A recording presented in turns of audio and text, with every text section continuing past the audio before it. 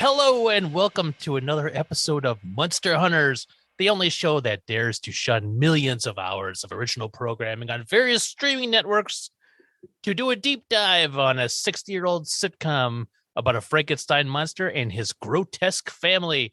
I am Derek, and I'm a Munster Hunter, and next to me is Keith. Keith, how's it going? Hello, everybody. I'm Keith, and I am also a Munster Hunter. And across the table from Keith and kitty corner to myself is Terry. Terry, what's up? Howdy, it's me, Terry, a Munster Hunter. Yep. And I have grim news, actually. Oh, no. Oh, no. Whenever I type IMDb now into my web browser, it automatically takes me to the Munsters homepage. That is very grim news.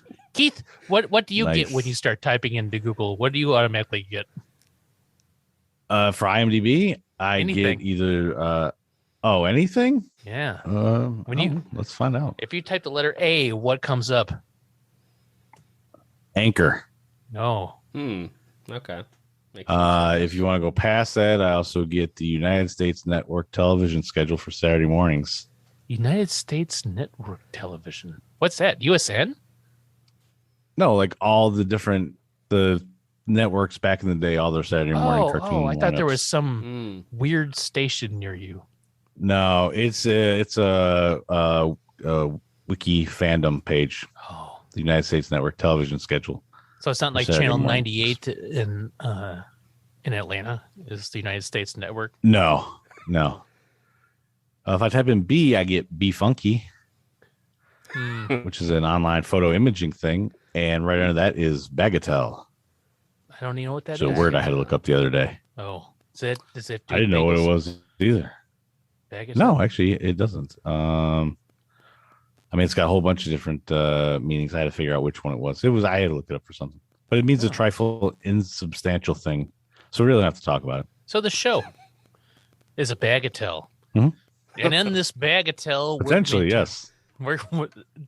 During the course of this Bagatelle, we will be going into season 1, episode 6 of the Munsters, Low Cal Munster. But before we do that, let's crack the spine on the Munster Hunters Almanac. Yeah, so we have been going over each of the characters, giving a little bit of background on each and every one of them. Really? And we're up to Maryland. Maryland, not Maryland. The state of Maryland and the character as Maryland. No, yeah, but we're gonna come back to her on a different one. I wanted to follow up on our last episode where Grandpa had Igor holding his cigar, and it was like, why is that cigar there? Why does he have to be doing that? Mm-hmm. And in this book that I picked up recently, the Almanac, it said that a lot of times to pass the time on set, Fred Gwynn and Al Lewis smoked a lot. To pass the time. Fred Gwynn smokes. Yeah. Well, yeah, because when they took a break, they could not lie down because of their makeup. Oh, sure. So they just smoked and smoked and smoked. Because they had doing so much each scene, they couldn't get involved with anything else on the set except memorizing lines while waiting to be called. So they just lit up. After lunch, apparently they would smoke some more. The set, they said, was often enveloped in a cloud of smoke. They were fun, but it was hard to take being around both of them smoking, said Yvonne DiCarlo, plays Lily, because they were in a very confined area. Mm-hmm. Al Lewis conveniently added the cigar to his character of Grandpa, and thus he was able to smoke not only off the stage, but also during his scenes as well. And that's the kind of the main thing that they had going on there. But that is now, this is a little bit of back in the a day. follow-up. Oh yeah, But you could do this stuff all the time. But I think there were commercials for smoking. Did either of them do like a commercial for cigarettes or something like that? Oh, that's I don't see any note on that here, but I'm I Herman did Munster, find it and interesting. I like the smooth pull of a Pall Mall cigarette. Yeah. But I did find it interesting that like he liked to smoke the cigar so much that he's like, yeah, my character is even going to have it. Obviously. Yeah. And just constantly having it around, stuff like that. So it just wasn't even a prop. But also, I just like they're all like trying to do a scene, and those two just come in like just, puff, puff, puff, all, and they're like, all right, let's. We're just in this one small room here, and like they're waiting to start, so they just have a massive cloud of smoke going around. Probably added for nice ambiance. I'm guessing a lot of smoke whenever Grandpa opens up that door, the trap door, and it all billows out. It's probably natural. Yeah. There's lots of things that seem to malfunction and catch fire in this show and billow out smoke. I wonder if that is cigarette smoke. Or maybe actually something catching fire because one of the two of them was like, oh, I got to be on scene, and like just flick the, Fred Gwynn flicks a cigarette off to the side, and like we don't see it off camera, but somebody's constantly putting out fires. Could be. Those cobwebs probably catch on fire very quickly. Oh, I'm sure they do. Yeah, that's a fire hazard. That whole place is a fire hazard. I bet I bet you those cobwebs are made of asbestos and they don't burn. Oh, yeah. Yeah. Perfect. Yeah. Safety so when they first. weren't smoking, they got asbestos They're getting cancer issues from going something, on. Yeah. That's the That's Munster Yeah, guarantee. just breathing in. But that is the Munster Hunter Almanac notes of the week. Oh, now there's more to this title? The Munster Hunter Almanac. I'm sorry. Notes of the week. I Hold on. think I called it Fact of the Week last time, but Munster Hunter's Almanac Notes of the week. it's something I pulled out of our official Munster Hunter Almanac. So there you go. And we actually have a book now? I've been writing everything down. Yes. Oh, okay. I'm adding to it. I may be the author of the Almanac too. I don't know. Like from the past? Well, I don't know. Time travel is real. Yeah. It is. That's why we know this. Believe it. Yep. Oh man, Keith, so much smoke. It reminds me of the St. Louis airport. There is a cubed room in there that's plexiglass, so you can look into it like an aquarium. And it is the smoking room. I don't know if it still exists, but it definitely was there at least 10 years ago. I do believe they still have at least one of those in every airport. No, they don't. They've got to. Like, St. Louis the does. The little closed in thing, they've got to have it because still somebody's always going to want to smoke as they're going. Yeah, but there's lots of crazy. Well, I wouldn't call them crazy, but there's lots of rules, right? And but Missouri is one of them states that says nah. Yeah. And they have they used to, and I used to be a smoker, man, and I'd go in that room and it was abysmal. It was depression and just smoke. Oh God. Oh yeah, I bet it just hit you like a wave as soon as you open that door. Yeah. Well, I mean, when you're a smoker, like you're like immune to the smells of smoke. Oh. But as a non-smoker, man, it's just gross as hell. It's all very yellow. And the only way to get that yellow off is salt water. And the closest way to get salt water is to put in your scuba gear. But still, see, Keith, I've been working on my I was about to say segues. Scuba gear, that's me. Standing ovation for you, buddy. Munster apparatus. We're gonna dive off the boat, and Terry is gonna guide us to the depths of hell. It is getting a little toastier the further we go. I just started to feel the pressure. The heat is on. It's the Mariana Trench of Munster deep dives. The Mary Munster Trench. The Mary Munster Trench. Yeah, there's something there. I don't think I quite hit it, but that's okay because we're still diving. We'll find it eventually. So yeah, Locale Munster was directed by Norman Abbott. We have talked about this man a couple times already, actually. He's directed 12 episodes of the Munsters. So I've already spoken, and I think we've already seen 2 of them. So I did find one fun fact about him, though. He started out in show business as a radio announcer. And he was also a stage manager for I Love Lucy early in his career. So love I Love Lucy. Who doesn't? Keith. I'm not. I don't. Oof. Well, maybe you'll love Norm Liebman and Ed Haas, the writers of this episode. We've also talked about Iceman, these I Love guys. Lucy. I have nothing against Norman Abbott. He's a perfectly fine fellow. But yeah, Norm Liebman and Ed Haas, they both wrote this. We've talked about these guys a lot as well. They've been credited on every episode with the developed by credit. There's not a lot actually on IMDb about them, but I did find some stuff about Norm on the Online Archives of California. And apparently, he was a musician before he was to be a writer. He played saxophone, which is the correct choice when you're picking an instrument. He played saxophone, and he played in like clubs and a lot of like various ensembles in Miami. So he did that for a while, but eventually he moved to New York, and that's when he kind of transitioned to becoming a writer. And that's where he met Ed Haas, who was a cartoonist, and they became friends and writing partners. So It's there you go. It's a bromance made in heaven. Mm-hmm. One saxophonist, one cartoonist. That's quite the duo. A classic tale. The guest stars for this were Paul Lynde. He's back as Dr. Dudley.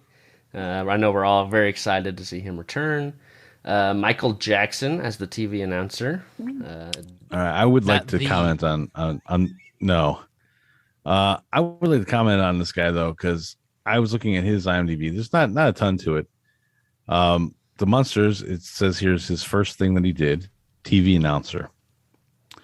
A couple years later, he shows up on a show called Way Way Out as Roger Carlyle, BBC TV announcer. He's an MC on another show. Then he's a newscaster again, TV interviewer on a show called Switch. Then on a Hardy Boys episode, he is a newscaster. Police Story, he's a news commentator / TV host. In the movie The Serpent and the Rainbow, which I happen to like a lot, he's a newscaster. Later on, he plays a talk show host, a BBC anchor. Breaks it up with Shantyman, and then eventually becomes a zoologist in a movie called The Naked Ape, which seems to be quite the break from that. He actually is the voice of Alfred Pennyworth on The Dark Knight Returns Part 1 and Part 2 animated. Oh, and he just died this year, January 15th, 2022, at age 87. Rest in power. He's apparently, he was known to be a broadcaster. He played a lot of broadcasters, but for whatever reason, he found some stuff later, which good for him. Yeah. We also got Dick Linslow as Seymour Faber, I think is how you say that. Farber, maybe. And then Esley Baker as Grandma Faber. Dick Winslow, he had an acting career from 1924 to 1988. He had 189 acting credits on IMDb. He started out as a child actor, and he had like a ton of uncredited roles, just a lot of one-off small parts. And he kind of did the same for TV as well. There's not really a lot about him either, but he was actually a musician as well, according to an article I found in the LA Times about him when he passed away. Apparently, he wrote the California Angels fight song.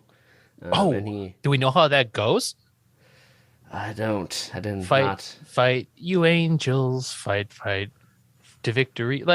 Do baseball teams have fight songs? I guess so. I mean, Apparently so.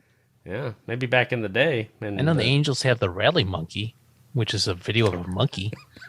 I don't know. Did he write that? Maybe he did. He did. He wrote the script to Rally Monkey, which is a monkey jumping up and down in one place. And he also played piano, and he did that a lot between these like chartered flights between Burbank and Las Vegas. So like he was playing on planes, which is On kinda planes. weird. Yeah. Wow.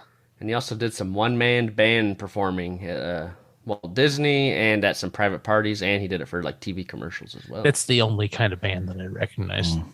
The one-man kind. bands. It's the best way to do it, honestly. Mm-hmm. If you want something done right, Do a it one-man yourself. band. Damn right. Esley Baker, she had an acting career that went from 1960 to 1970, and she did a lot of small parts for television and film, but they're mostly like really small, like just being credited as like old woman, old lady, neighbor, that kind of thing. I She was born in 1883. Yeah. Holy crap. She's old, and she was actually a singer as well, because I kind of tried to Google her, and it took a little bit, but I found some old recordings on Recorded Sound Archives with her, and It didn't have any dates on when these were recorded, but they sound really old. They got that like gritty, grainy, like scratchy sound of our vinyl record. And it's kind of like that classic, I don't know how you describe it, like a singer, and then they've got like a symphony behind them playing. It's not really jazz, but I don't know what that genre is. But yeah, she did a lot of that. And she had like 38 albums or records, so at least she like sang on. So that's pretty cool. You can find her voice recorded in the Recorded Sound Archives. And it will exist for forever. Mm-hmm. In 1916, she plays in 3 episodes of the Beatrice Fairfax, a show called Beatrice Fairfax. She's 3 different people. I'm Very assuming that's a versatile. radio play Oh, yeah, she did do some radio as well. because Yeah. there was no TV in 1913. That was the skooma. I assume, right, Terry? Were you done? Yep. That's all. I Oh man, I knew it. I felt the energy shift, and I took hold of it. got. We got to We go went back deep. for We air. went deep, finding Yeah. LA Times Well- articles and everything. I've got the Munster bins on the way back now. Uh-oh. We were so You're- deep. You're supposed to wait for a little bit. Yeah, I maybe know. we I should got to do it take a like pause. intervals. That's okay. It's just blood. It's just blood in my or air in my blood. No big deal. Yeah, it's supposed to be there sometimes. yeah. Right? Hey, oxygenated blood, right? That's what we're all here for. Anyway, Locale Munster, 1964, episode 6. I am not going to read the whole IMDb breakdown because it's a little much, but just know that Herman goes on a diet. That's all you need. That's what would have been in TV Guide. Herman goes on a diet. And I'm pretty sure you wouldn't even need to write that in. It's called Locale Munster. I think it pretty much says it's just straightforward right there. Yeah. Well, I kind of almost thought it might have been like some weird pun about local. Yeah. Like a That's what I was wordplay. thinking. But nope, it's straight up low calorie Munster. And this one actually gets a 7.8 out of 10 on IMDb, which is pretty good. That's not Right? bad at all. Yeah, that's No. higher up It- there than I'd I think it's expect. one of the higher rated ones that we've watched so far. Fan favorite, perhaps. Fan favorite. Yeah, it gets a gold star. I think they all got a gold star next to him. And she's more of a yellow star. But anyway, this episode starts, like several others, with Herman grunting. He's grunting and moaning, but this time he is strapped to a slab or a table, which appears to be in Grandpa's basement laboratory. And something has upset the Munster so much that he breaks through the belts that are strapping to this table. And then he runs upstairs. And then he breaks through the front door. And there happens to be this dude walking by who I assumed was a date for Marilyn's new beau because he's walking by with flowers in his hand. Oh, yeah. And Herman comes up and he hits the wrought iron, like spiky things on top of the wall and hurts his elbow. And he's like, my elbow. And then he knocks that off. And then he kicks down the wall. And then finally the dude realizes that Herman's there as Herman runs by. And his flowers wilt. Of course. Yeah, he has that effect on people. It's probably the cigars he's been smoking. Yeah, probably. Yeah. That just secondhand smoke killing the flowers. Yep. Makes sense. So from there, we find this family around the dinner table, and a mom or a grandma brings in this big ass turkey. I'm like, man, they're eating good today. And I'm like, well, this is the 60s. Maybe this was like a weekly thing. You know, maybe it's Sunday, like after church. They're all eating a turkey or a ham or whatever. And then they're like, maybe truly be thankful. I'm like, well, it is Sunday. They got to be thankful for it. For what we're about to receive. And then Herman walks up and he looks like a pervert poking through staring through the window, right? Theme song. Still bangs. Same theme song as always. You're right.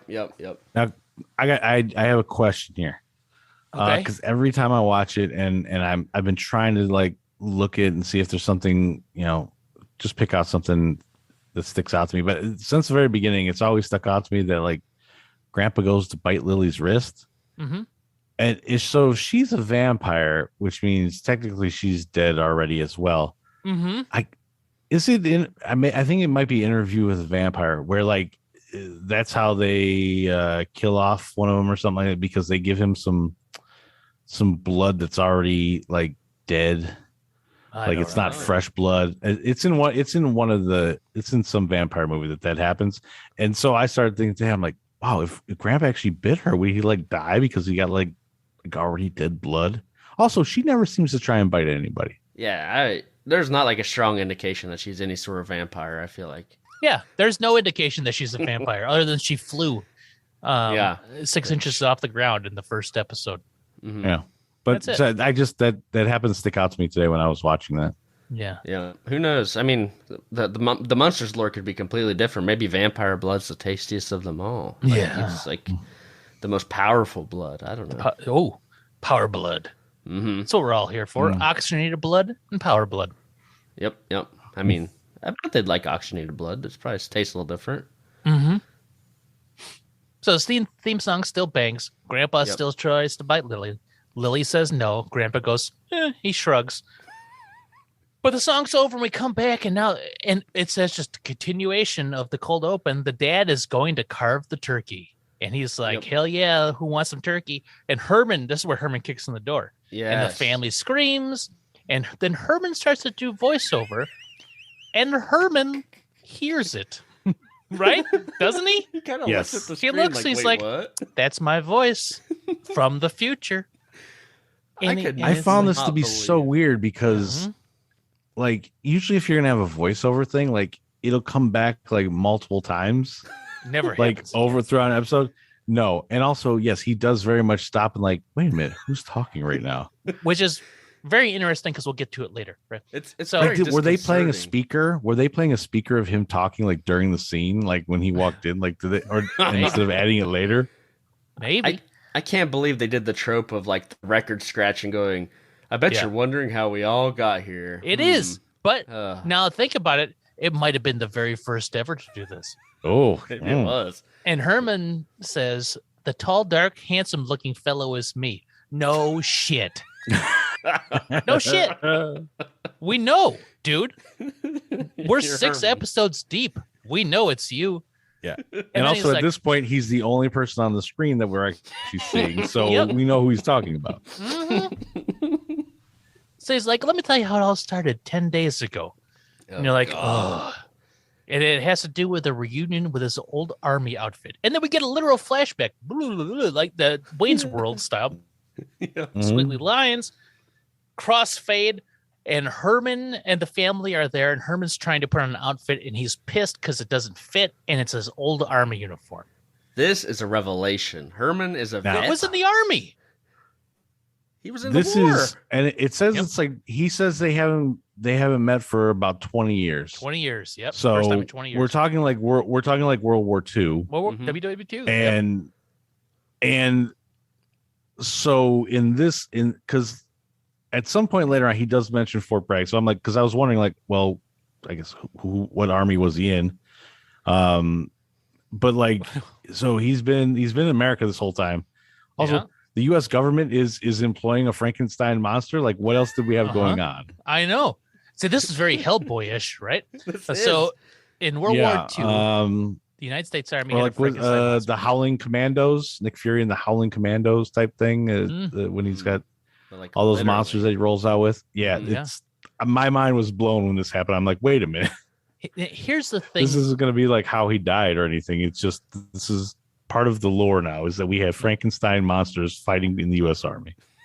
At least one. I love it. Now, Yeah. here's the thing that's implied, but I want to see Herman Munster kills Nazis. I want to see it. I want to would see love to Herman see that. Munster fighting Nazis.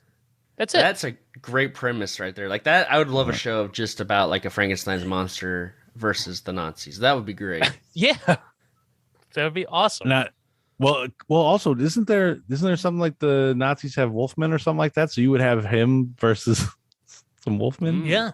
I mean, Or am I thinking that's something completely different? well, and there's also, that's what I'm saying. This is very Hellboyish, right? Mhm. Yeah. Mike Mignola. I also was- like it'd be great to see like I mean I wish this one of those times I wish I could really draw because I would love to like redo like a like the version of like Captain America punching Hitler but like with Herman Munster Herman. instead. Herman Munster. Yeah. Yeah. If anyone's listening and they want to Mhm. make it, because that would be awesome. Mm-hmm. And Eddie He's asks a if hero. Herman was a war hero, and Herman says, "Well, this is where Herman like really fucked up with the Nazis." I don't want to brag, but I'd stand up at the foxhole and the enemy would take one look and run. And then he says, come to think of it, a lot of my own men would look at me and run. So, but that's the thing. This dude is fighting in the army. That means he went through boot camp. That means he's been deployed. He was on a plane or a ship with all other sorts of soldiers. Yeah. And I mean, they had to accept him, you'd think. You'd think, yeah. At some point, they would be like, okay, fine. He's not a horrible monster. He's a man. He's just a deformed man with a patriotic love for his country. Yeah. Yeah. And an ability to never die, because you'd think that he'd live for forever. So anyway, Grandpa says, forget wearing this. You can't wear it. And then Herman's like, I got to wear it. It's the first time in 20 years, right? Like you said, Keith. And he can't show up in his civvies because they'll all stare at him, right? Like they didn't stare at him before. Lily doesn't want him going because he knows what happens. She knows what happens at these reunions. And she doesn't think Herman needs a banquet. By the way, before she makes the fat joke at him, I'm not needing a banquet. What does Lily think is going to happen on this little overnight excursion for one of these reunions? It's like the Flintstones and a stag party, right? All the Buffalo Guild get together and they drink beer and they watch girly movies. I assume. Maybe that is, yeah. She's very concerned about this. She does not want him to go at all. Yeah. Which is weird because she seems to always be very confident about everything here. I was actually very thrown off by the fact that, well, not just that, but she seems like a very confident woman overall. So I was very thrown off that she was like worried about what he would get up to when he went to this reunion. Well, maybe she knows what a catch Herman is and if there's women there. Oh, yeah. True. Yeah. I mean, she trusts Herman, but she doesn't trust everybody else. That's the problem. Mm-hmm. So what he makes, she says, you don't need a banquet. And he's like, what do you mean? And Grandpa says, just look at you. And he looks, and here we go. He looks in the mirror. Guess what happens? It breaks. This is the third time he's broken a mirror in 6 episodes. And Grandpa says, you're just too fat. That's the problem. You are too fat, Frankenstein.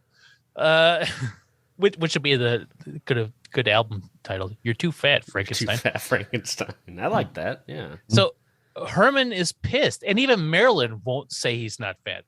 He's like, come on, Marilyn. That to me was ridiculous because he looks at her and she's like, she won't answer him. And he's like, whatever. Yeah. They are not like being like nice about this at all. They're really just being like, you're just fat and you shouldn't go because it's embarrassing. For like a 7 foot tall Frankenstein's monster, he looks okay, right? Oh yeah. He looks trim. Evenly proportioned. I'm also thrown off by the fact that I guess I never really thought that, like, since he's a bunch of parts of people put together and not really fully alive, like I never really thought about him putting on a weight. Well, this dude eats. They have breakfast every episode. That's true. Yeah, man. It just seemed weird. Like I never really considered the concept of him actually like putting on a lot of weight over the years and stuff like that. I'm like, he's Frankenstein. In the last 20 years, he's put on too much, and now his uniform doesn't fit him. And besides, Lily does not want him to leave because he'll be gone overnight, and they haven't been separated in over 100 years, which means that she went to war with him. That's a good point. I don't know. Just saying, maybe he kept her in like his knapsack or something. Who knows? So Grandpa says he understands. He used to feel the same way about your grandma or their grandma. And then he walks over to this thing that has boobs. I don't know what it was. This? Was it a mannequin? That's what I thought, because it's only got a corset around it at this point, but it is a giant mannequin. He walks over and kind of like puts his arm around it. Yeah. But it's no head, no arms, boobs, but not like defined boobs, just bosom area. And then he says, what a woman. Is he implying that like grandma was a giant or something? I think. Yes. I'm not positive. It was such a weird thing. Yeah, it felt like this is like such a weird note. Like he just like all of a sudden we're like in the middle of this episode, and all of a sudden Grandpa decides to walk over off screen to this mannequin and hold it. Yeah, I guess they had to show the girdle Oh, but they're setting I that wish up, he yeah. would have looked, or the corset, and I wish he would have looked over and like there's a picture of her on the wall or something. That would have made Yeah. more sense. Yeah, I would have I wanted to see what this lady actually is supposed to look like overall. But yeah, she does seem like she is a giant of a woman. Mm-hmm. Yep. What out of 137, which number is she actually? And like, is she? So that's the other thing. Like, which of all of his wives, which one is like Lily's actual grandma? So I was kind of like wondering, like, how does this fit in? I don't know. Yeah. She was a behemoth of a being, monstrous. Giants So- exist. Herman, monsters and fiends. Herman really wants to go, and he throws his very first tantrum. I don't think he's thrown a tantrum in any of their episodes before, but he starts stomping and pounding on things, and everything shakes and the house crumbles.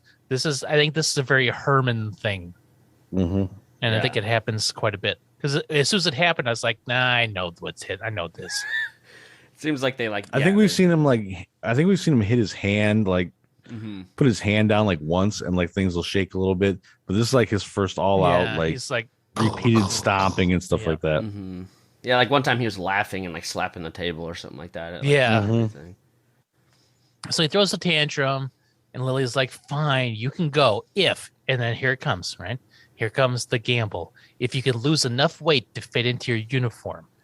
And it's 10 days away, right? It's in 10 days. He's got to fit in this uniform.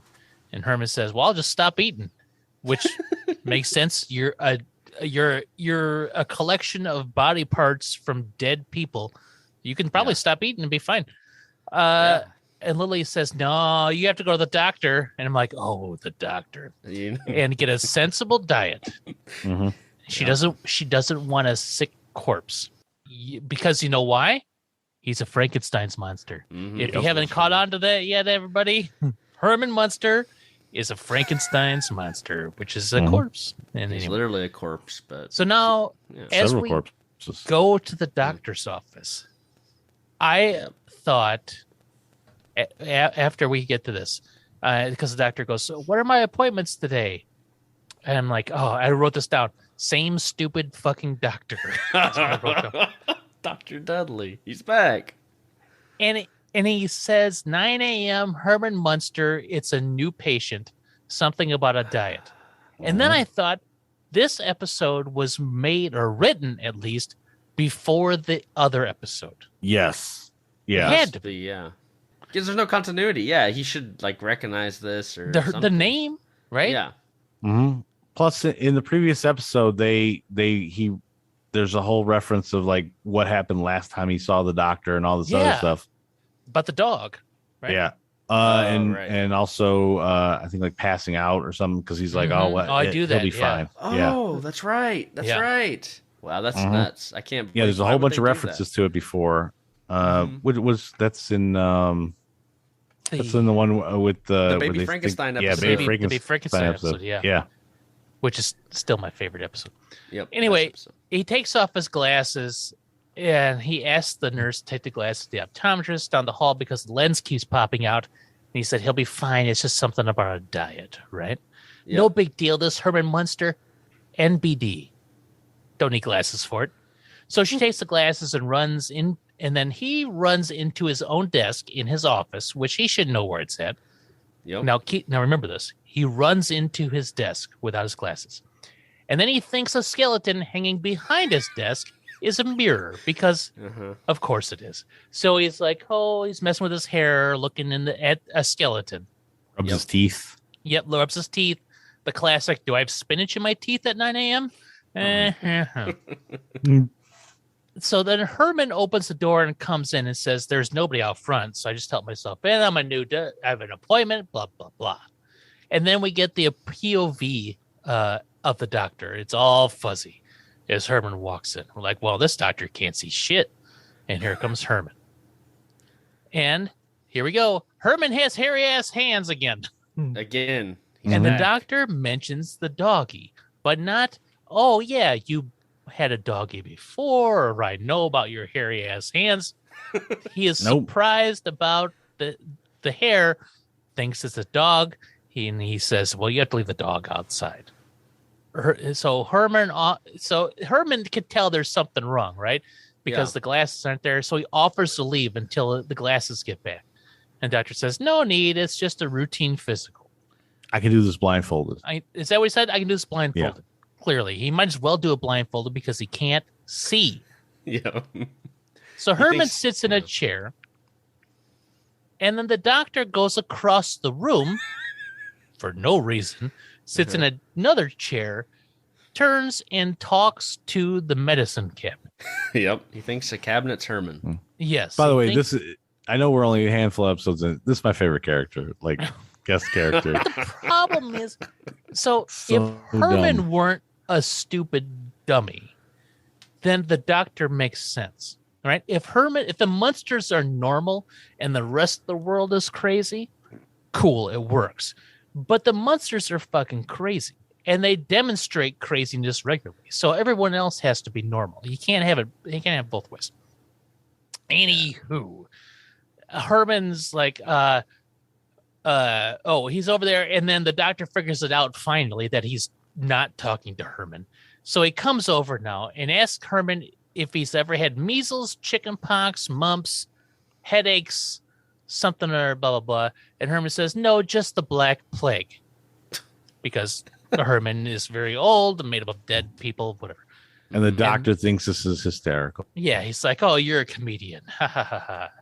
So then he does Herman's blood pressure, and it makes a slide whistle sound. Oh, Woo, God. it's just going up and down.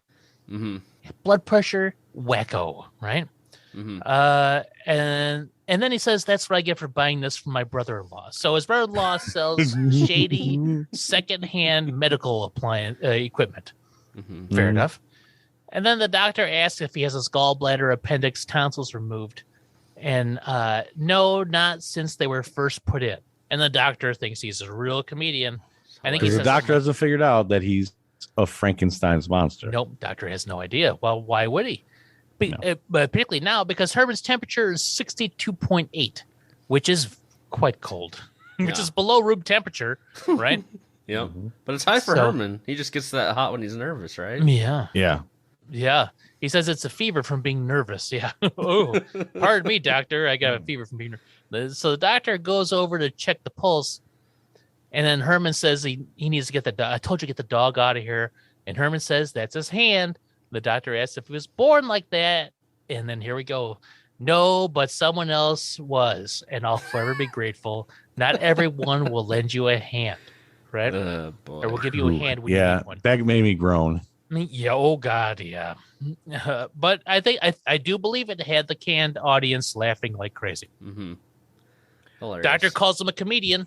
Mm-hmm. If the canned laughter didn't clue you into that. And then he walks over to the wall and looks up at the clock and asks Herman to come over to the scale. Herman then says, I don't want to contradict, but the scale is literally 3 feet to your right. It's right here, dude. Mm-hmm. Yep. So Herman stands on it. Says, okay, I'm sorry. The woman that dusts for me keeps moving the thing. Makes sense? Sure. Okay. So he asks Herman to step on it. He steps on it. And this is a 100% analog scale. There's nothing in it that should smoke or catch fire. It's literally pressure down, moves dial. But Herman stands on it, and smoke starts pouring out of it. The dial spins 4 times, making a ding every time it goes around. Ding, ding, ding, ding. Springs are popping out the side. And because of those 4 dings, the doctor goes, oh, it's 4 o'clock already? Where's the nurse with those glasses? Motherfucker. Okay, now, his log, he had a 9 o'clock appointment, was Herman. Yeah. Herman is the only person he has seen. Yes. It's not just his glasses, because now he thinks it's 4 o'clock. He's talked to a guy for 5 minutes, and he thinks it's 4 o'clock already. This dumbass is a doctor somehow. Yes. This doctor's doing his whole routine. This is just like he steals the show. I don't know, Keith. You like him? It sounds like it. For me, it's like almost in a bad way, like his gimmick. It's like, oh God, I have to deal with this. He's so insane. It's like crazy. It's just, whoa. I like it for the fact that they can bring him because he's the one. He's not supposed to notice what's going on with Herman because he can't see him. I draw the line though at you thinking it's 4 o'clock already. Yeah. when literally you knew your first appointment at It was 9 a.m. has been there for 5 minutes. Yes, exactly. That part really pissed me off. I'm like, you're not this stupid. Yeah, right? no. You can't be Even this Herman's not that stupid. Yeah, Herman's like, what? Herman's been correcting him this whole time. Yeah. Yeah. So then the doctor's like, let's check the old ticker. Save the best for last. He listens to the heart, hears nothing. He doesn't hear a heartbeat. And then and then the doctor says this, I just discovered something extraordinary. I can't hear a thing without my glasses. This guy is a doctor. He has gone to college. He has got an advanced degree in medicine. Unless, of course, hey, we haven't eliminated the fact that maybe this is a catch me if you can scenario where he pretends he's a doctor. He moves to a town, says, I'm a doctor, and he has a diploma that he forged. And everyone's like, hey, it's a doctor. And then that's it. Because this is 1964. That makes a lot of sense, actually, why he would be so confused. He's so like frantic. He's always moving. He's just keeps things moving along so fast and nobody notices his craziness. Yep. He's just, that's ultimate scheme right there. That's pretty Meanwhile, the man can't find his way through his house. He can't find his way through his office. Yeah. He's an idiot. This does set up, though, pretty well the episode we did see where, like, why is he so blind? Okay, fine, I get it. His eyes are just horrible, I guess. So he can't hear anything. And then Herman points out that he doesn't have the stethoscope in his ears, which you should feel immediately. Yeah, this has nothing to do with eyesight. That's what I'm saying. He's a fraudulent doctor. Yep. Right. And then he's like, oh, ha, ha, ha, ha, you got me. He puts it in his ears. And then there's a knock at the door, and the doctor mistakes it for a heartbeat. It's not even coming. It's behind him. He has no depth perception, audio, nothing. Spatial relations are not his jam. And then Herman has to say there's someone at the door. And now there's something really happens here, which I found amusing, and I couldn't figure out exactly what it was. But the doctor goes to check on it, and he runs into the wall. That's not the amusing part. But when he opens the door, it's the nurse with the glasses. There's a weird cut here where you could tell, like, they pieced together two different takes. And the nurse smiles and laughs in a very weird way. Doesn't she? Yeah. Like, I almost thought because his back is to the camera, like he mouthed something to her, or maybe he had his wang out or something. You don't know. God. Right? I'm like, what has he done to this poor girl that's made her do this uncomfortable laugh? Or they're like, oh, you laugh. I couldn't tell. Maybe but she something just doesn't like there. working for this guy. That could be the awkward laugh, like, here you go, bye. Yep. Please don't so talk she to gets me. the glasses. He closes the door. She walks away. She looks to the stagehand who gives her directions off screen, and then she starts to move. He closes the door, and then he goes, she's pretty but pokey. Okay. Yeah. Again, I'm pokey meaning slow as opposed to, like, poking your nose in places, but like you gave these to her like 10 minutes ago and she got it done already for you. He thinks it's 4:00. Now, remember when I said he took off his glasses and ran into his desk and was like, he's running to shit. Yep. He still does not have his glasses on. He walks perfectly around his desk to get in front of Herman. Right? Yep. So he walks all the way around. And he's like, let me put these glasses on. So he puts his glasses on and he looks up and Herman comes into focus, which is not how glasses work. So Herman comes into focus and the doctor freaks out. His ties stick straight out. The arms of his glasses stick straight out. And then the doctor faints onto his desk and breaks through it, much like Chris Farley falling onto a coffee table because he lives down by the van by the river. Oh, I also put he breaks through the table like he's one of the Dudleys, one of the Dudley boys, Devon or what's it? No, Bubba Ray. Bubba Ray. He's Bubba Ray Dudley. Yeah, this would be like Dumb Dr. Dudley, probably, or something like that. So then Herman freaks out. He's like, so he runs out and he says, is there a doctor in the house? Which is might be a fair by the way, I get it. Like when they walk by and like, I mean, I guess so, like, a mirror breaks or flowers wilt. Why was the tie looking like it was being like magnetically like pulling at her? I was very confused at like the the sides of the glasses poked out to the side, like just like that other person who had like the hair, the little the braids pop up. I get it, you hair raising thing, so they went with that. This makes no sense of like a tie and the glasses thing. Just I was like, what is going on here? It's such an odd. Like they like the sides of them like pop out like little wings. I'm like that doesn't seem like something like that should happen. They looked like they were made out of fondant. They didn't look like real glasses, right?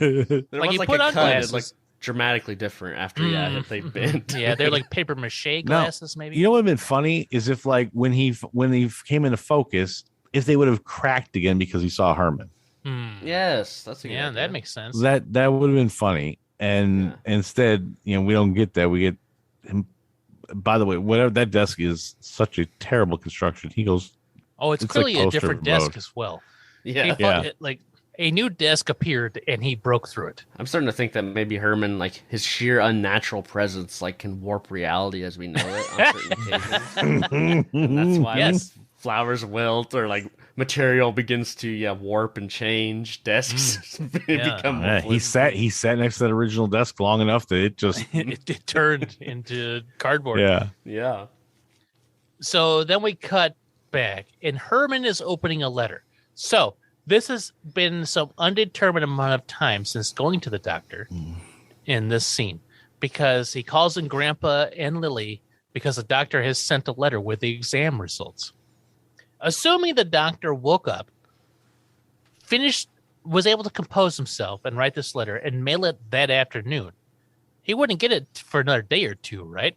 No, it would take a while. I was thinking that the doctor gave him this as he was leaving. Like Herman called for somebody to come in, they got him woke up, and then they. Well, why did the doctor just tell him there? Well, I mean, when you go to the doctor, they usually give you like a printout of stuff, right? Well, yeah, but so I wrote down what the doctor said. Because Herman opens up and he starts reading it. Dear Mr. Munster, he does write it like a letter. I have studied the results of your examination. So he studied them. He's taken time to do this, I guess. Yes, and he's come to the following conclusions. Your pulse is 15, your blood pressure is -3, body temperature 62.8, and heartbeat none.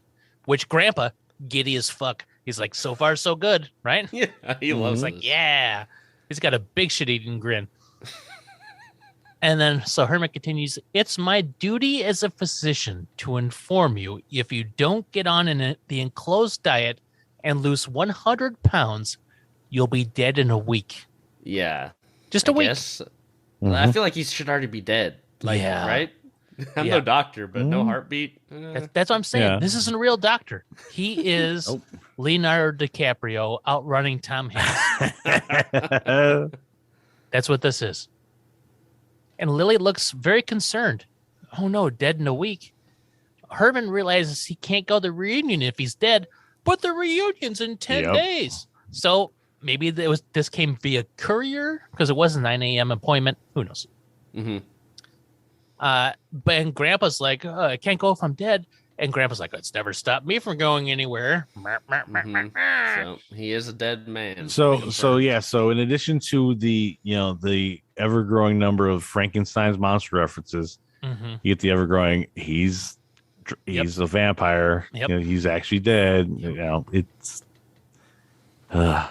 so it's amazing how many of these they can fit into like one episode. It is the backbone to every episode.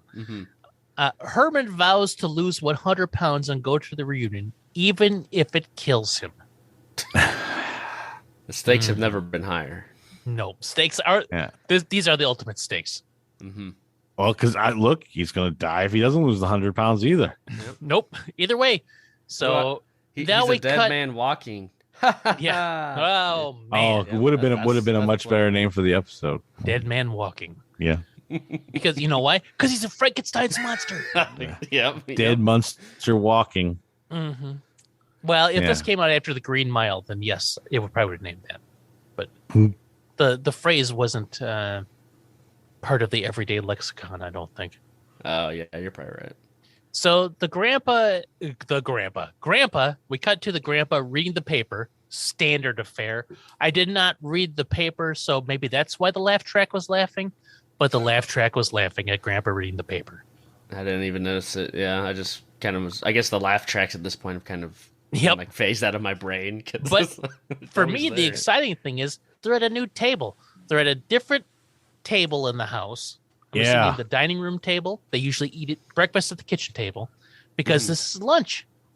Yeah, so they're all around the lunch table talking about how great Herman's been doing for 6 days. Oh, it's been 6 days, and all he's been eating is vitamins and water. I don't know how he does it. And Lily is concerned because Herman's not in there yet. He's been slow. Lily says to hurry up. Her lunch is getting cold.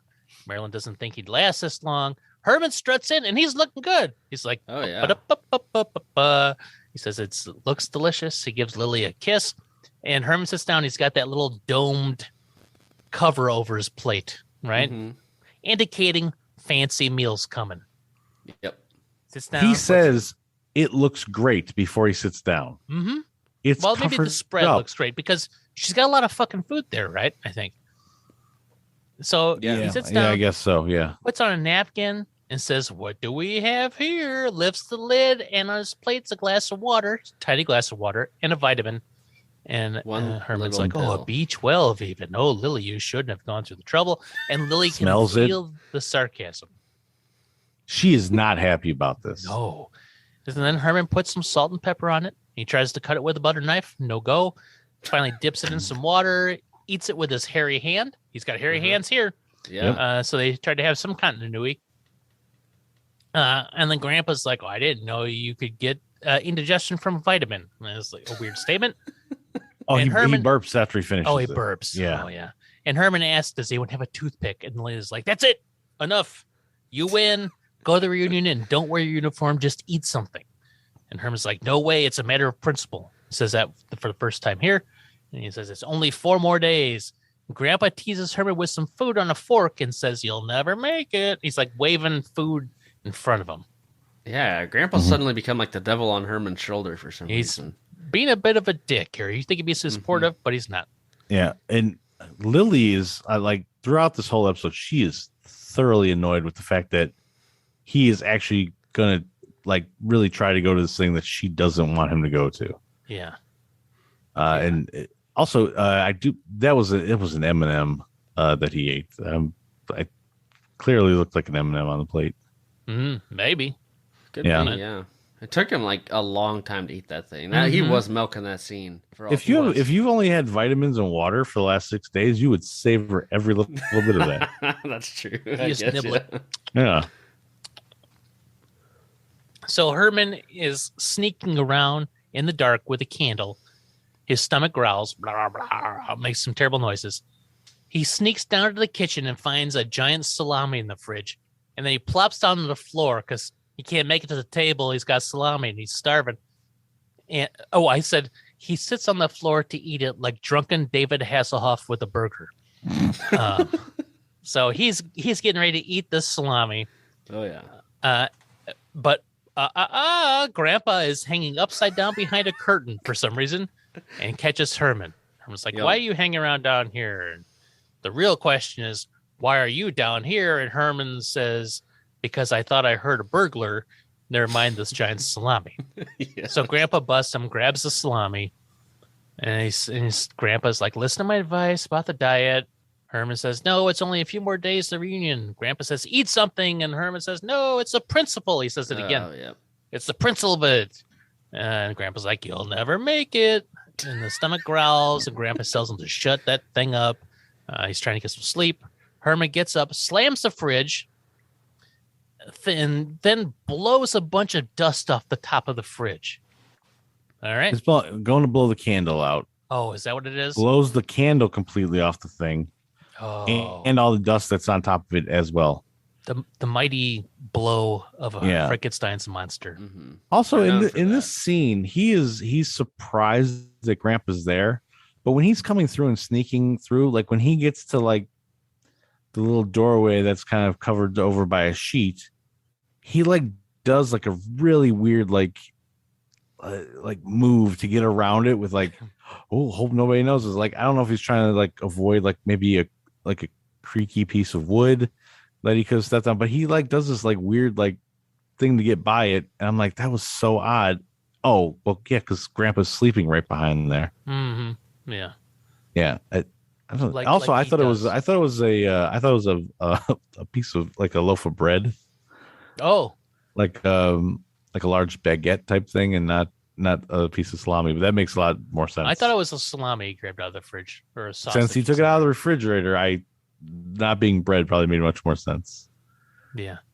Without color or smell of vision, it's tough. Mm-hmm. It's just a gray blob of food, I guess. Yeah. In giant stick form. Mm-hmm. So the next day, Lily. Also, the fridge is in the living room.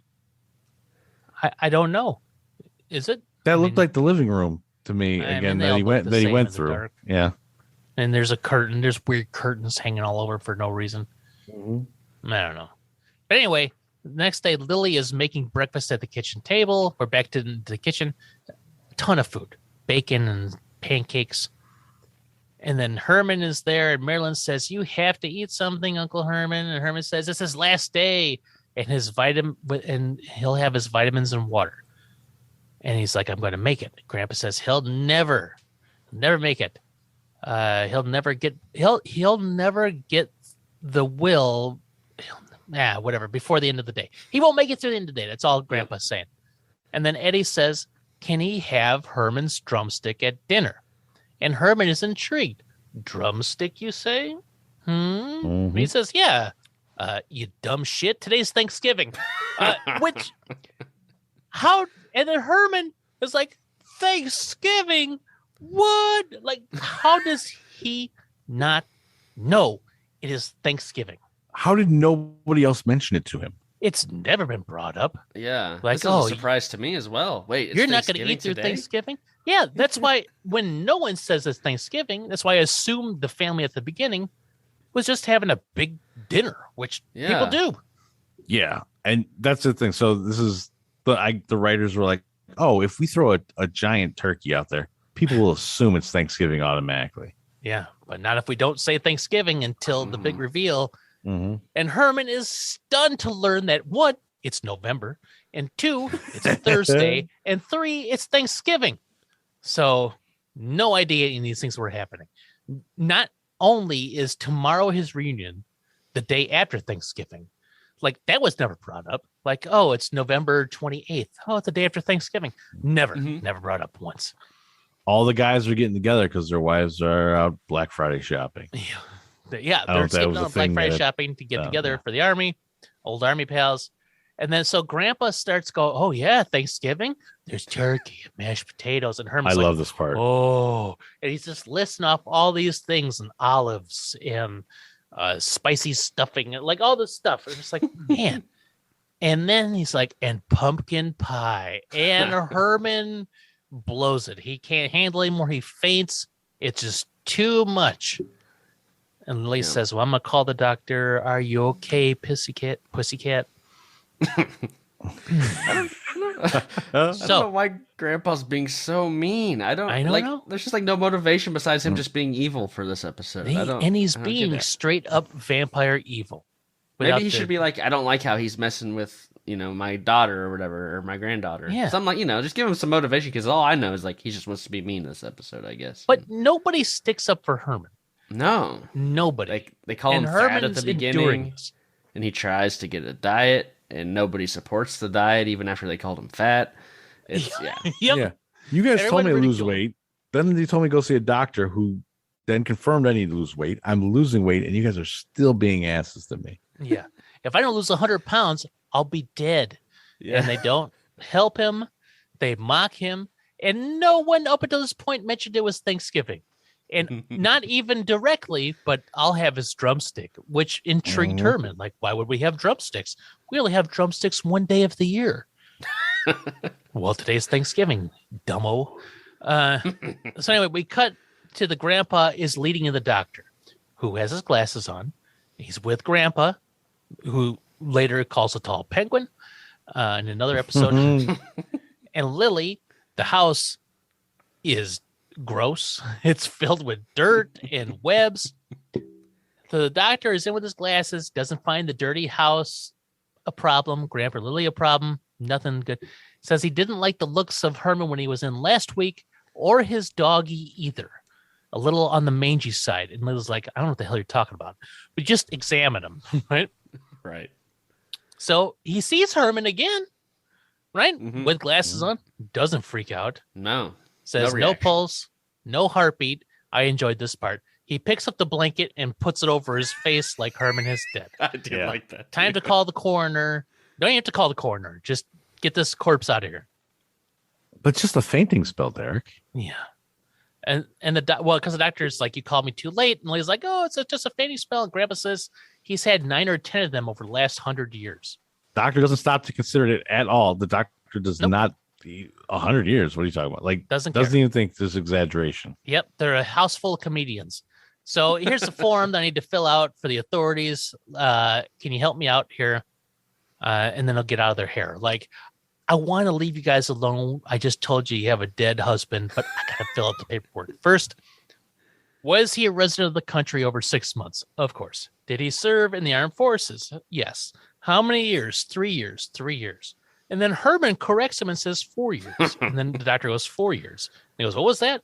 He said, I said 4 years. And then Herman sits up and recounts his military history. Fort Bragg, went here and there. Remember this delay? The doctor looks stunned. He throws down the form and pen and then runs out of the house as fast as he can. Mm-hmm. And the grandpa says the doctor was ill. He shouldn't be allowed around sick people, or 6 people, or 8 people, or even 1 person. This guy is a menace to society. He's terrible. I agree. So Herman does not remember what happened. And the last thing he remembered was something about pumpkin pie. Lily said you fainted. Grandpa said the doctor thought you were dead. And he said, that's silly. I may be starving to death, but I'm the picture of health. Sure. Okay. And, yeah. Lily says, funny. No reunion's worth this. And Herman's like, well, I have less than 24 hours. I got to go. I just need something that can hold me for 24 hours. And Grandpa says, I got that. I got you, Herman. And so he's getting strapped into Grandpa's table from the beginning. Right. I did like this transition because, I thought he meant like a little snack or something. Yep. But literally hold him down. I was like, okay, this is setting up something. That's pretty clever. That's actually pretty funny. Yeah. Now, another thing here, though, they ask about his military background, and he said 4 years. So if he's 100 years old now, because he's fainted 10 times over the last 100 years, so he's at least 100. 20 years before, he would have been 80 in World War II. Did he not do any other service time? Like when he was 60, 50? Like, maybe that's weird that after he just got around to being in patriotic. Yeah, that he finally decided to like get involved he's an 80-year-old at that time. And well, scaring people, but age like the rest, right? No, yeah, I get that, but I'm like, but he only had 4 years. Like he could have like been like, well, there was a 4 years here, and then back 20 years prior there was rattled off some other stuff. It's not one of those like missed moments. Yeah. Lily says Herman's getting strapped in, and Grandpa's table from the beginning, right? And Lily's like, this reunion must be very important, and asks if this is the way he wants it. Then Herman says it's the only way, and he said it in such a very earnest way, right? Like, I don't know. Okay, if this is it. Then so be it. But family's like, you know what, Herman? We're going to strap you down. We're going to go out to dinner so we don't bother you with the smell of food and you don't hear us chewing upstairs and stuff like that. We don't want to bother you. And they set up a TV for him to watch, which I didn't notice from the beginning. And they leave. They go up the stairs. Huge missed opportunity. What's the opportunity? They went out to a restaurant. Like, what happens when is Herman the only one that shocks people when they go out places? I guess. I don't know. They were going to go out to a restaurant for Thanksgiving, and I was like, oh my gosh, I want to know more about their, where they went and, what was their dinner outing. Honestly, Grandpa and Lily and Eddie and Marilyn all interact with people all the time. Every episode, they've been the one to interact with. Herman is not so much. But the family says, peace, we're going to eat. And they walk out, and then Herman says to himself in his head, right? What does he say? Oh, big deal. Turkey dinner, who needs it? And then the TV has a commercial on it for Thanksgiving dinner. It's like, call now, are you hungry get one on Thanksgiving? here's Thanksgiving dinner. And the TV's listing off all the things, the turkey, the stuff, it's spicy stuffing, the rich brown gravy, the mashed potatoes, the olives, the olives came up several times. I didn't know there was a big Thanksgiving thing. Nope. All this stuff. And then that's what sends Herman into the rage. Right? And he didn't pass out this time. He's like, I can't do it. I need to eat. So he rips out of his straps. And it's the same thing as before. Rips out his straps, smashes the TV, runs up the stairs. This time, there's a few things added. He runs up the stairs, and then Herman goes by the clock and it caws at him. Just a weird noise, too. Mm-hmm. I was really hoping he's going to try to eat that bird. Yep. I was really hoping, but no. And we see everything the same as it was before. It's the same cut. He smashes the door, he hurts his elbow, knocks down the wall, the flowers wilt.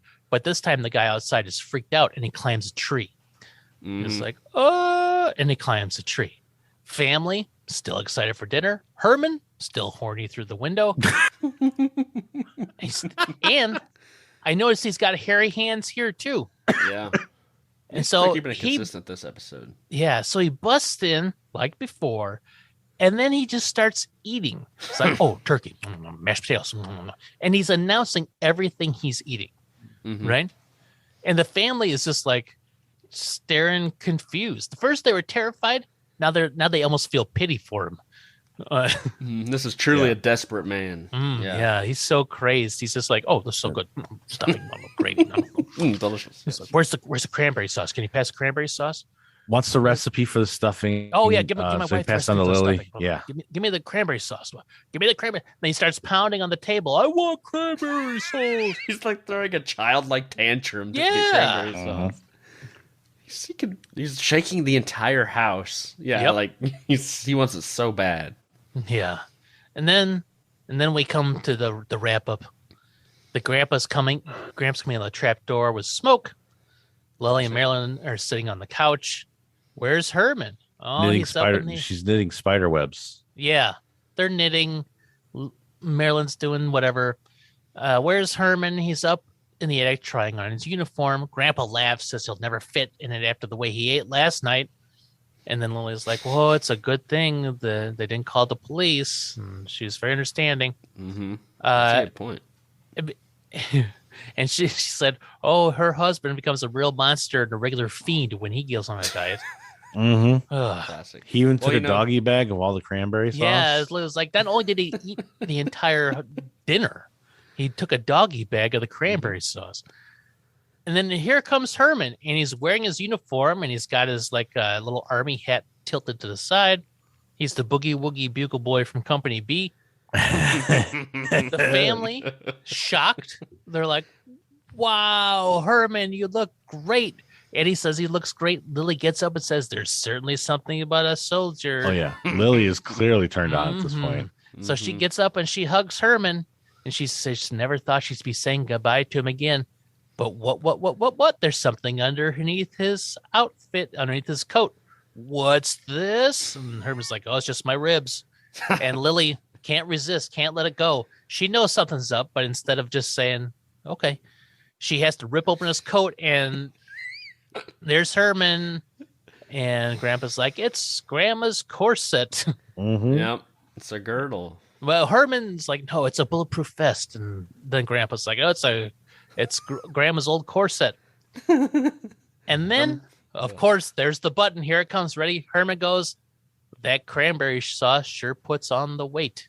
And then Grandpa has another one of his big shit-eating grins. And then we have the credits.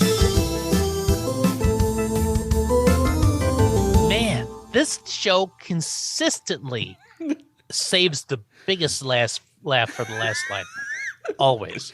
Yeah. Marilyn laughs quite heartily when she sees him wearing the corset as well. I mean, but good overall ending there. What a weird thing to bring back. We see it for one scene. It's so I don't know, it's set up so weirdly. Like they don't really emphasize the girdle at all, or the corset, whatever that thing is, at in the moment. And then it's like I just was like, oh yeah, was that from Grandma's mannequin? Well, weird. I 100% did not notice the girdle the first time, and I 200% didn't make any connection to it at all until Keith brought it up at the beginning. Oh, it's got a girdle on it. I'm like, it does? All right. That's why I got to show it. Yep. Yeah. So I guess props for them for setting it up. It could have just been randomly appeared, I guess. And the thing is, I totally went with it when I thought it was 100% randomly brought up. I was like, okay. Yep, Grandma had a girdle. Makes sense. Sure. This is news to me, but yeah, makes sense. Yeah. It wasn't like a shocker. It wasn't like some big reveal that, Grandma also had a corset. Oh, okay. Nope.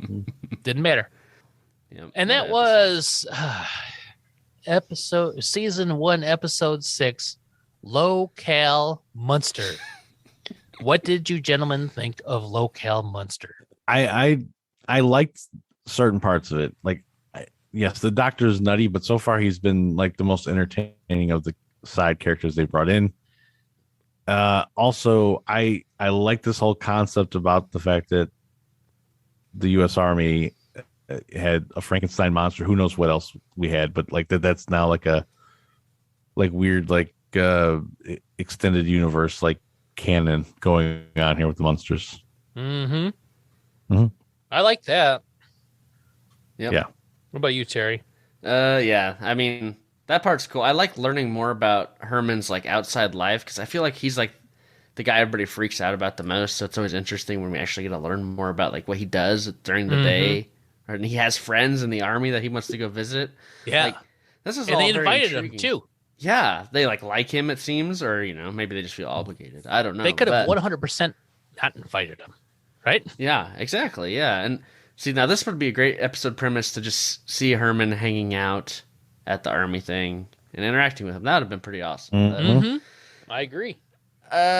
This was kind of a low tier Munsters episode. Not that we've had really any high tier ones, I feel like, but I don't know. The pill stuff was kind of weird. That doctor guy's a little obnoxious to me. He's back again. I kind of liked his bit in the beginning, the first episode we saw with him. Yes. Better. This one, it really felt like he had the routine and he was just really milking the scene. I don't know. Meh. I say meh. Not very good. Yeah, I'm gonna go with meh too. I have not had an episode.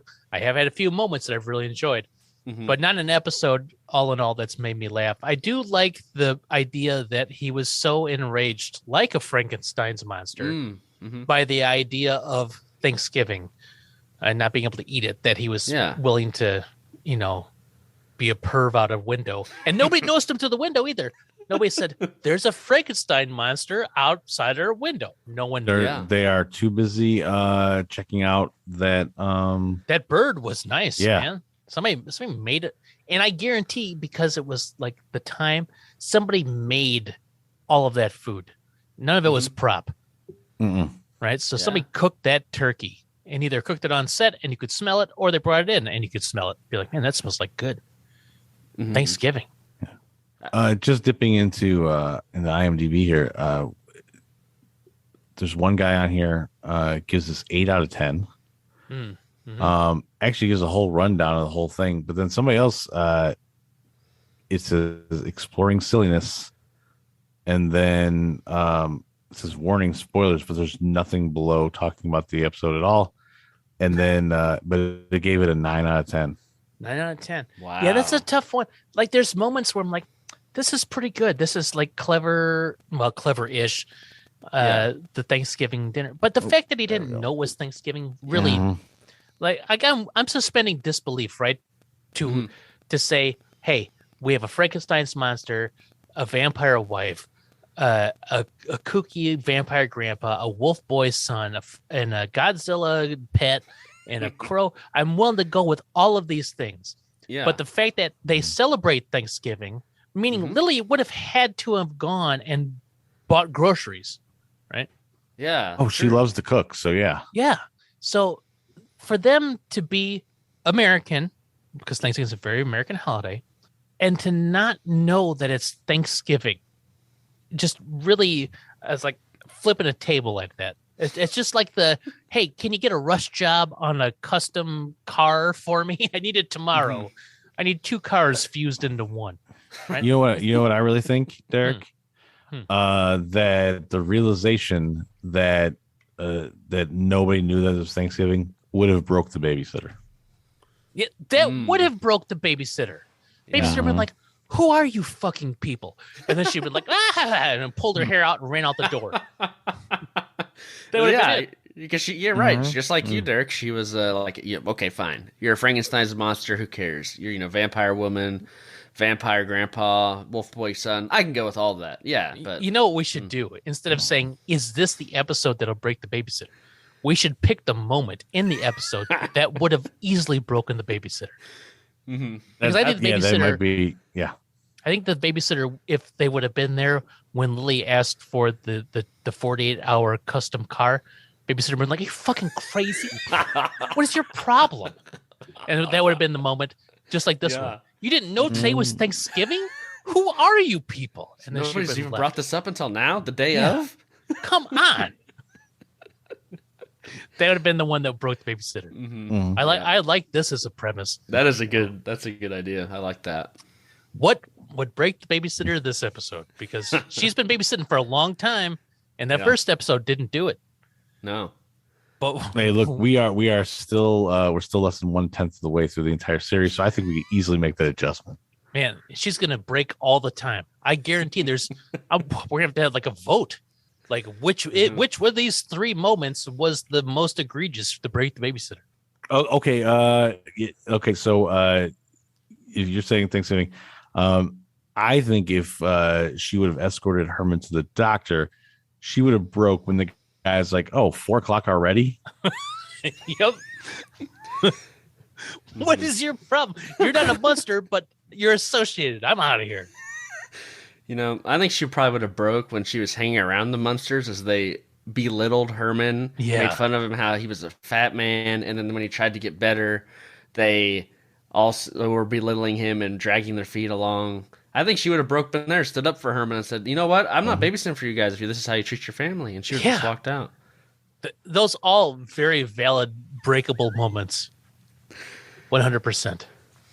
And that does it for... Did it break Season us? 1, episode 6, Locale Munster. And before we go, Keith, do you have things you want to tell people? Yeah, sure. Look, when it's not a 50-plus-year-old TV show I'm watching, I'm also watching a 30-plus-year-old cartoon over on my show. That was great, wasn't it? We're checking out Pro Stars, Jordan, Gretzky, Bo Jackson, fighting crime, helping kids, saving the environment. What could go wrong? What could go wrong? Nothing, in my opinion. No. What about you, Terry? What do you got that you want to tell people? Well, I just want to wish everybody a happy Thanksgiving. Today's Thanksgiving. Today's Thanksgiving? Son of a bitch. Come on. Where have I been? You weren't supposed to tell him, Terry. I was going to get to have his drumstick. Oh, sorry. Drumstick? Dang. We only have drumsticks on Thanksgiving. And that'd be what? Or today? the Renaissance Fair. Or the Renaissance Fair. Oh, that's true too. To be fair. Yeah. But besides that, no. Run the Reels, a podcast I do. You can check it out. We just talk about movies within a specific theme. So if you want to check that out, go ahead. And Thanksgiving. Talk about Thanksgiving. I mean, we might. Who knows? It'll surprise you. Yeah. Listen, you might find out. Yeah. Surprise. The shocker Thanksgiving. What? Where does it come from? And I got nothing other than this. And then, oh boy, are we going to do this? Yep. Right? Oh, yeah. I remember. We got to do it in unison. Oh, wait. Are we going to do that? Or are we going to say the other one? Oh, wait. What's the other one? No? Ingenuity, imagination, intelligence do not work. We can do that. Oh, Derek, how about you say that? And then Terry and I go, it's always hunting season. Okay, sure. Oh, man. Um, And until next time, remember, ingenuity, imagination, intelligence do not work. It's always hunting season. Nailed it. Man, that was good. The Munster Hunters are Derek Glascock, Keith Gawla, and Terry Vickroy. Keith is the host of the Pop-Up Filmcast, and that was great, wasn't it? Both shows can be found wherever you subscribe to podcasts. For more about Keith's shows, you can follow Pop-Up Filmcast on Twitter at Pop-Up Filmcast. And that was great, wasn't it? At How Great Was That? You can also follow Keith on Twitter at KG3030. Terry is one of the hosts of Run the Reel. It's a movie podcast that does deep dives on films with a theme. You can follow Run the Reel on Twitter at Run the Reel. You can also follow Terry on Twitter at Terry_Vickroy. If you would like more musings from me, you can follow on Twitter at Derek the number 9 and the word 9. Follow Munster Hunters on Twitter at Munster Hunters and subscribe on your podcatcher of choice for more Munster Hunter fun. Munster Hunters is mixed and edited by me, Derek. All original music is composed and mixed by Terry Vickroy, and executive producers are me and Keith Gawla. The Munster Hunters is a Krispy Dodo production.